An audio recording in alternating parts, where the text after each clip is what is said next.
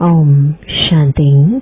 आज 3 जुलाई 2025 बाबा के महावाक्य हैं, मीठे बच्चे, इस बेहद नाटक में तुम वंडरफुल एक्टर हो। यह अनादि नाटक है, इसमें कुछ भी बदली नहीं हो सकता। प्रश्न है, बुद्धिमान दूरंदेशी बच्चे ही किस गुह्य राज को समझ सकते हैं? उत्तर है, मूल वतन से लेकर सारे ड्रामा के आदि मध्य अंत का जो गुह्य राज है वह दूरंदेशी बच्चे ही समझ सकते हैं। बीज और झाड़ का सारा ज्ञान उनकी बुद्धि में रहता है।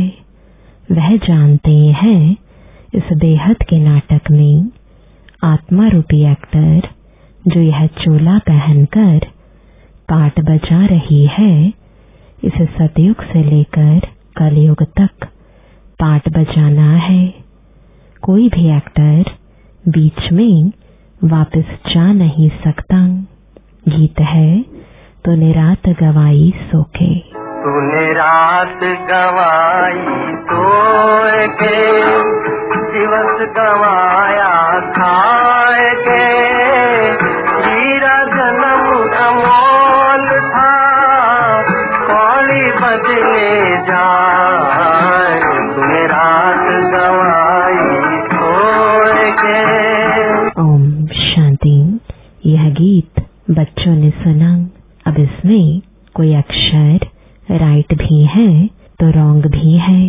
सुख में तो सिमरण किया नहीं जाता, दुख को भी आना है जरूर। दुख हो तब तो सुख देने के लिए बाप को आना पड़े। मीठे मीठे बच्चों को मालूम है, अभी हम सुख धाम के लिए पढ़ रहे हैं। शांति धाम और सुख धाम, पहले मुक्ति फिर होती है जीवन मुक्ति। शांति धाम घर है, वहाँ कोई पाठ नहीं बजाया जाता।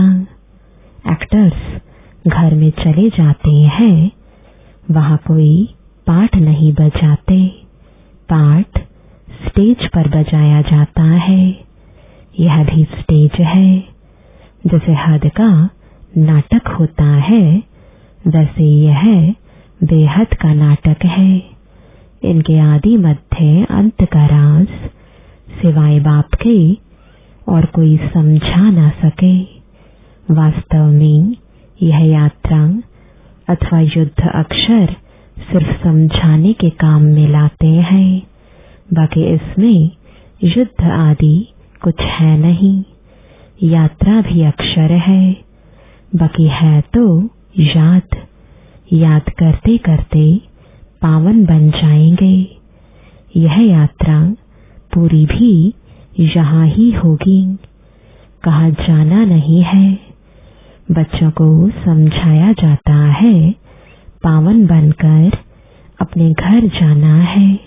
अपवित्र तो जा ना सके, अपने को आत्मा समझना है। मुझ आत्मा में सारे चक्र का पाठ है। अभी वह पाठ पूरा हुआ है। बाप राय देते हैं, बहुत सहज मुझे याद करो, बाकी बैठे तो यहाँ ही हो, कहाँ जाते नहीं हो। बाप आकर कहते हैं, मुझे याद करो तो तुम पावन बन जाएंगे। युद्ध कोई है नहीं, अपने को तमो प्रधान से सतु प्रधान बनाना है। माया पर जीत पानी है। बच्चे जानते हैं 84 का चक्र पूरा होना है। भारत सतु प्रधान था, उसमें जरूर मनुष्य ही होंगे। जमीन थोड़ी ही बदलेगी। अभी तुम जानते हो हम सतु प्रधान थे, फिर तमो प्रधान बने, अब फिर सतु प्रधान बनना है। मनुष्य पुकारते भी हैं कि आकर हमको पतित से पावन बनाओ, परंतु वह कौन है, कैसे आते हैं, कुछ नहीं जानते। अभी बाबा ने तुम्हें समझदार बनाया है। कितना ऊंच मर्तबा तुम पाते हो। वहां के गरीब भी बहुत ऊंचे हैं। यहाँ के साहूकारों से फल कितने भी बड़े बड़े राजाएं थे, धन बहुत था, परंतु है तो विकारी न। इनसे वहां की साधारण प्रजा भी बहुत ऊंच बनती है। बाबा फर्क बतलाते हैं। रावण का परछाया आने से पतित बन जाते हैं। निर्विकारी देवताओं के आगे अपने को पतित कह माथा जाकर टेकते हैं।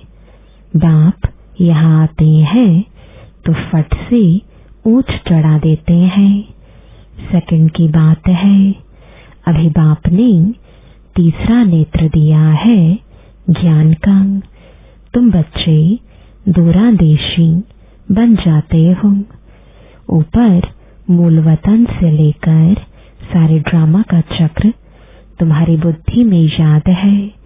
जैसे हद का ड्रामा देखकर फिर आए सुनाते हैं ना, क्या क्या देखा बुद्धि में भरा हुआ है जो वर्णन करते हैं। आत्मा में भरकर आते हैं, फिर आकर डिलीवरी करते हैं। यह फिर है बेहद की बातें। तुम बच्चों की बुद्धि में इस बेहद ड्रामा के आदि मध्य अंत का राज रहना चाहिए, जो रिपीट होता रहता है। उस हद के नाटक में तो एक एक्टर निकल जाता है तो फिर बदले में दूसरा आ सकता है। कोई बीमार हुआ तो उनके बदले फिर दूसरा ऐड कर देंगे। यह तो चैतन्य ड्रामा है। इसमें जरा भी अदली बदली नहीं हो सकती। तुम बच्चे जानते हो हम आत्मा है। यह शरीर रूपी चोला है जो पहनकर हम बहुरूपी पाठ बजाते हैं। नाम रूप देश फीचर्स बदलते जाते हैं। एक्टर्स को अपनी एक्ट का तो मालूम होता है ना। बाप बच्चों को यह चक्र का राज तो समझाते रहते हैं। सतयुग से लेकर कलयुग तक आते हैं, फिर जाते हैं, फिर नए सिर आकर पाठ बजाते हैं। इनकी डिटेल समझाने में टाइम लगता है। बीच में भल नॉलेज है, फिर भी समझाने में टाइम तो लगता है ना। तुम्हारी बुद्धि में सारा बीज और झाड़ का राज है। सो भी जो अच्छे बुद्धिवान हैं वही समझते हैं कि इसका बीज ऊपर में है। इनकी उत्पत्ति, पालना और संहार कैसे होता है, इसलिए त्रिमूर्ति भी दिखाया है। यह समझानी जो बाप देते हैं और कोई भी मनुष्य दे ना सके। जब यहाँ आए तब पता पड़े, इसलिए तुम सबको कहते हो यहाँ आकर समझो। कोई कोई बहुत कट्टर होते हैं तो कहते हैं हमको कुछ सुनना नहीं है। कोई तो फिर सुनते भी हैं, कोई लिटरेचर लेते हैं, कोई नहीं लेते हैं। तुम्हारी बुद्धि अभी कितनी विशाल दूरांदेशी हो गई है। तीनों लोगों को तुम जानते हो। मूल वतन जिसको निराकारी दुनिया कहा जाता है, बाकी सूक्ष्म वतन का कुछ भी है नहीं।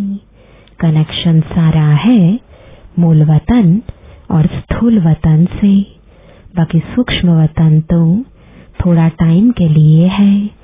बाकी आत्माएं सब ऊपर से यहाँ आती हैं पाठ बजाने। यह झाड़ सब धर्मों का नंबरवार है। यह है मनुष्यों का झाड़ और बिल्कुल एक्यूरेट है। कुछ भी आगे पीछे हो ना सके, न आत्माएं और कोई जगह बैठ सकती हैं। आत्माएं ब्रह्म महातत्व में खड़ी होती हैं, जैसे स्टार्स आकाश में खड़े हैं। यह स्टार्स तो दूर से छोटे छोटे देखने में आते हैं, है तो बड़े, लेकिन आत्मा तो न छोटी बड़ी होती है, न विनाश को पाती है। तुम गोल्डन एज में जाते हो, फिर आयरन एज में आते हो। बच्चे जानते हैं हम गोल्डन एज में थे, अब आयरन एज में आ गए हैं। कोई वैल्यू नहीं रही है। भलमाया की चमक कितनी भी है, परंतु यह है रावण की गोल्डन एज, वह है ईश्वरीय गोल्डन एज। मनुष्य कहते रहते हैं 6-7 वर्षों में इतना अनाज होगा, जो बात मत पूछो। देखो उन्हों का प्लान क्या है और तुम बच्चों का प्लान क्या है। बाप कहते हैं मेरा प्लान है पुरानी को नया बनाना। तुम्हारा एक ही प्लान है। जानते हो बाप की श्रीमत से हम अपना वर्षा ले रहे हैं। बाबा रास्ता बताते हैं, श्रीमत देते हैं, याद में रहने की मत देते हैं। मत अक्षर तो है ना, संस्कृत अक्षर तो बाप नहीं बोलते हैं। बाप तो हिंदी में ही समझाते रहते हैं।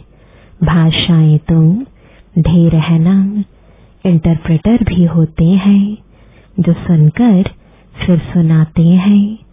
हिंदी और इंग्लिश तो बहुत जानते हैं, पढ़ते हैं। बाकी माताएं घर में रहने वाली इतना नहीं पढ़ती हैं। आजकल विलायत में अंग्रेजी सीखते हैं, तो फिर यहाँ आने से भी इंग्लिश बोलते रहते हैं। हिंदी बोल ही नहीं सकते। घर में आते हैं तो माँ से इंग्लिश में बात करने लग पड़ते हैं। वह बेचारी मूंझ पड़ती है, हम क्या जाने इंग्लिश से। फिर उनको टूटी फूटी हिंदी सीखनी पड़े। सतयुग में तो एक राज्य एक भाषा थी, जो अब फिर से स्थापन कर रहे हैं। हर 5000 वर्ष बाद यह सृष्टि का चक्र कैसे फिरता है, सो बुद्धि में रहना चाहिए। अब एक बाप की ही याद में रहना है। यहाँ तुमको फुर्सत अच्छी रहती है।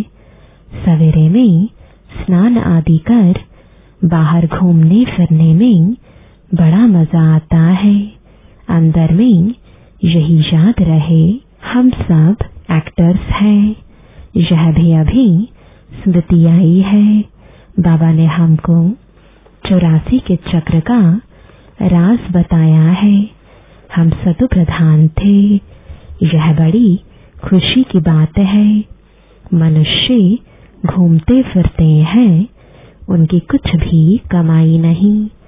तुम तो बहुत कमाई करते हो। बुद्धि में चक्र भी याद रहे, फिर बाप को भी याद करते रहो। कमाई करने की युक्तियां बाबा बहुत अच्छी अच्छी बताते हैं। जो बच्चे ज्ञान का विचार सागर मंथन नहीं करते हैं, उनकी बुद्धि में माया खिटखिट करती है। उन्हें ही माया तंग करती है। अंदर में यह विचार करो, हमने यह चक्र कैसे लगाया है। सतयुग में इतने जन्म लिए, फिर नीचे उतरते आए। अब फिर सतो प्रधान बनना है। बाबा ने कहा है मुझे याद करो तो सतो प्रधान बन जाएंगे। चलते फिरते बुद्धि में याद रहे तो माया की खिटखिट समाप्त हो जाएगी। तुम्हारा बहुत बहुत फायदा होगा। भल स्त्री पुरुष साथ जाते हो, हर एक को अपने सिर मेहनत करनी है अपना ऊंच पद पाने। अकेले में जाने से तो बहुत ही मजा है, अपनी ही धुन में रहेंगे। दूसरा साथ में होगा तो भी बुद्धि इधर उधर जाएगी। है बहुत सहज। बगीचे आदि तो सब जगह है। इंजीनियर होगा तो उनका यही चिंतन चलता रहेगा कि यहाँ पुल बनानी है, यह करना है। बुद्धि में प्लान आ जाता है। तुम भी घर में बैठो, फिर भी बुद्धि उस तरफ लगी रहे। यह आदत रखो तो तुम्हारे अंदर यही चिंतन चलता रहे। पढ़ना भी है, धंधा आदि भी करना है। बूढ़े जवान बच्चों आदि सबको पावन बनना है। आत्मा को हक है बाप से वर्षा लेने का। बच्चों को भी छोटेपन में ही यह बीज पड़ जाए तो बहुत अच्छा। आध्यात्मिक विद्या और कोई सिखा ना सके। तुम्हारी यह जो आध्यात्मिक विद्या है, यह तुमको बाप ही आकर पढ़ाते हैं। उन स्कूलों में मिलती है जिस्मानी विद्या, और वह है शास्त्रों की विद्या। यह फिर है रूहानी विद्या जो तुमको भगवान सिखलाते हैं। इनका किसको भी पता नहीं। इनको कहा ही जाता है स्पिरिचुअल नॉलेज, जो रूह आकर पढ़ाते हैं। उनका और कोई नाम नहीं रखा जा सकता। यह तो स्वयं बाप आकर पढ़ाते हैं। भगवान वाच है ना। भगवान एक ही बार इस समय आकर समझाते हैं। इसको रूहानी नॉलेज कहा जाता है। वह शास्त्रों की विद्या अलग है। तुमको पता है कि नॉलेज एक है जिस्मानी कॉलेज आदि की, दूसरी है आध्यात्मिक शास्त्रों की विद्या, तीसरी है यह रूहानी नॉलेज। वह भल कितने भी बड़े बड़े डॉक्टर ऑफ फिलॉसफी हैं, परंतु उन्हों के पास भी शास्त्रों की बातें हैं। तुम्हारी यह नॉलेज बिल्कुल अलग है। यह स्पिरिचुअल नॉलेज जो स्पिरिचुअल फादर सभी आत्माओं का बाप है, वही पढ़ाते हैं। उनकी महिमा है शांति सुख का सागर। कृष्ण की महिमा बिल्कुल अलग है। गुण अवगुण मनुष्य में होते हैं जो बोलते रहते हैं। बाप की महिमा को भी यथार्थ रीति तुम जानते हो। वह तो सिर्फ तोते मुआफिक गाते हैं, अर्थ कुछ नहीं जानते। तो बच्चों को बाबा राय देते हैं, अपनी उन्नति कैसे करो। पुरुषार्थ करते रहेंगे तो फिर पक्का होता जाएगा। फिर ऑफिस में काम करने समय भी यह स्मृति आएगी, ईश्वर की स्मृति रहेगी। माया की स्मृति तो आधा कल्प चली है। अभी बाप यथार्थ रीति बैठ समझाते हैं। अपने को देखो, हम क्या थे, अब क्या बन गए हैं। फिर हमको बाबा ऐसा देवता बनाते हैं। यह भी तुम बच्चे ही नंबरवार पुरुषार्थ अनुसार जानते हो। पहले पहले भारत ही था। भारत में ही बाप भी आते हैं पाठ बजाने। तुम भी आदि सनातन देवी देवता धर्म के होना। तुमको पवित्र बनना है, नहीं तो पिछाड़ी में आएंगे। फिर क्या सुख पाएंगे। भक्ति जास्ती नहीं की होगी तो आएंगे नहीं। समझ जाएंगे यह इतना उठाने वाला नहीं है। समझ तो सकते हैं ना, बहुत मेहनत करते हैं, फिर भी कोई विरले निकलते हैं, लेकिन थकना नहीं है। मेहनत तो करनी है, मेहनत बगैर कुछ मिलता थोड़ी ही है। प्रजा तो बनती रहती है। बाबा बच्चों को उन्नति के लिए युक्ति बताते हैं। बच्चे अपनी उन्नति करनी है तो सवेरे सवेरे स्नान आदि कर एकांत में जाकर चक्र लगाओ व बैठ जाओ। तंदुरुस्ती के लिए पैदल करना भी अच्छा है। बाबा भी याद पड़ेगा और ड्रामा का राज भी बुद्धि में रहेगा। कितनी कमाई है, यह है सच्ची कमाई। वह कमाई पूरी हुई फिर इस कमाई का चिंतन करो। डिफिकल्ट कुछ भी नहीं है, बाबा का देखा हुआ है। सारी जीवन कहानी लिखते हैं। आज इतने बजे उठा, फिर यह किया। समझते हैं पिछाड़ी वाले पढ़कर सीखेंगे। बड़े बड़े मनुष्यों की बायोग्राफी पढ़ते हैं ना, बच्चों के लिए लिखते हैं। फिर बच्चे भी घर में ऐसे अच्छे स्वभाव के होते हैं। अभी तुम बच्चों को पुरुषार्थ कर सतु प्रधान बनना है। सतु प्रधान दुनिया का फिर से राज्य लेना है। तुम जानते हो कल्प कल्प हम राज्य लेते हैं और फिर गवाते हैं। तुम्हारी बुद्धि में यह सब है। यह है नई दुनिया, नए धर्म के लिए नई नॉलेज। इसलिए मीठे मीठे बच्चों को फिर भी समझाते हैं, जल्दी जल्दी पुरुषार्थ करो। शरीर पर भरोसा थोड़े ही है। आजकल मौत बहुत इजी हो गया है। वहां अमर लोक में ऐसी मृत्यु कब होती नहीं। यहाँ तो बैठे बैठे कैसे मर जाते हैं। इसलिए अपना पुरुषार्थ करते रहो, जमा करते रहो। अच्छा, मीठे मीठे सिकिलते बच्चों प्रति माता पिता बाप दादा का याद प्यार और गुड मॉर्निंग। रूहानी बाप की रूहानी बच्चों को नमस्ते।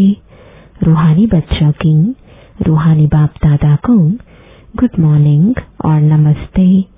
धारणा के लिए मुख्य सार है, पहला, बुद्धि को ज्ञान चिंतन में बिजी रखने की आदत डालनी है। जब भी समय मिले एकांत में जाकर विचार सागर मंथन करना है। बाप को याद कर सच्ची कमाई जमा करनी है। दूसरा, दूरादेशी बनकर इस बेहद के नाटक को यथार्थ रीति समझना है। सभी पाठधारियों के पाठ को साक्षी होकर देखना है। वरदान है, मधुरता के वरदान द्वारा सदा आगे बढ़ने वाली श्रेष्ठ आत्मा भव। मधुरता ऐसी विशेष धारणा है जो कड़वी धरनी को भी मधुर बना देती है। किसी को भी 2 घड़ी मीठी दृष्टि दे दो, मीठे बोल बोल दो, तो किसी भी आत्मा को सदा के लिए भरपूर कर देंगे। 2 घड़ी की मीठी दृष्टि व बोल उस आत्मा की सृष्टि बदल देंगे। आपके 2 मधुर बोल भी सदा के लिए उन्हें बदलने के निमित्त बन जाएंगे। इसलिए मधुरता का वरदान सदा साथ रखना, सदा मीठा रहना और सर्व को मीठा बनाना।